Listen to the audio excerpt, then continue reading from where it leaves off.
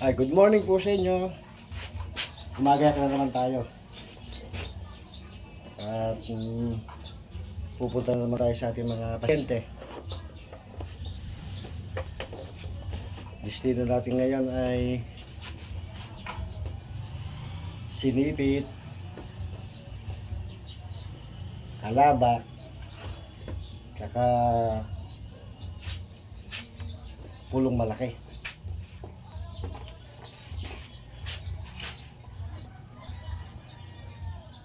Bibiyahin na naman tayo. Kaya kailangan safety kompleto. Mga pasyente po natin ay mga kalimitan ngayon ay stroke.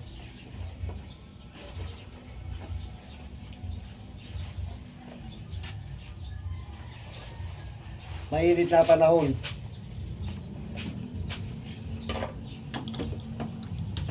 Bagay no pa man, taga-raw na, mainit na talaga. Pero kailangan maraming tubig.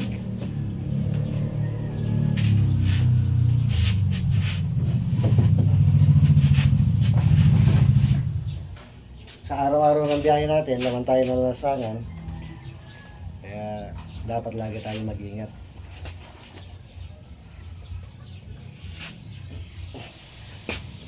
Pagka bumiyahe tayo sa ganyang init,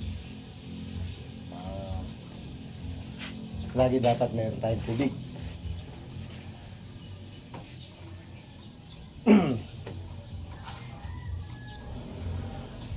Kahapon umulan, kaya mas mainit yung singaw ngayon.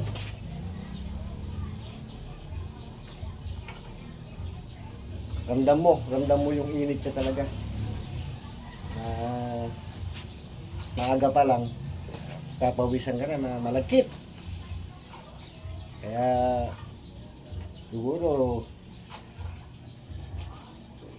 sa ganito mga sitwasyon, minsan 2 beses maligo. Maaga, hapon. Pero kung minsan sa tanghali, yon, maga tanghali.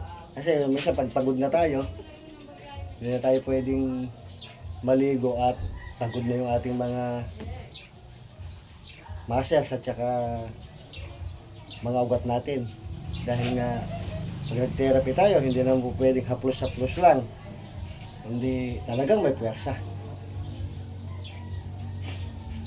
Eh, hindi naman tayo pwedeng maligo nun dahil pagod niya.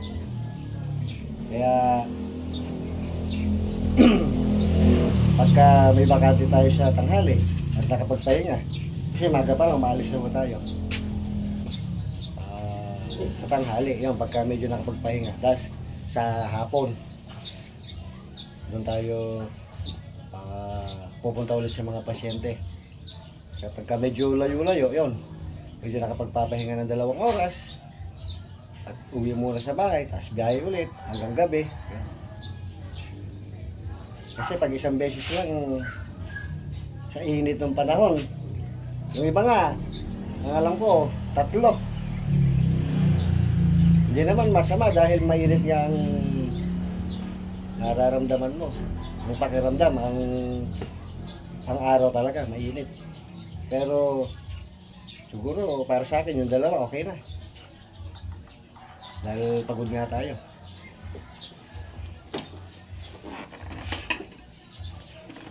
O paano mga guys, mga idol, mga boss, tayo bibiyahe na, hinihintay na tayo ng ating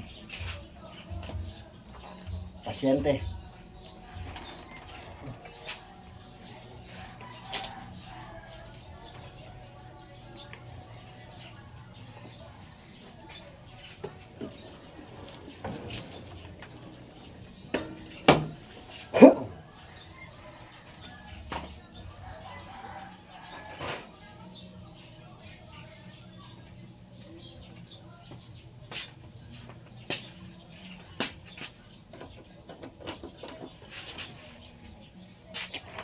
Mauuna muna tayo sa Sinipit,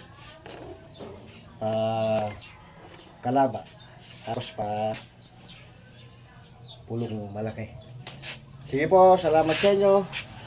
At follow na rin po ako sa aking YouTube channel. Sana po ay mapagbigyan niyo ako. Salamat po. Thank you sa inyo.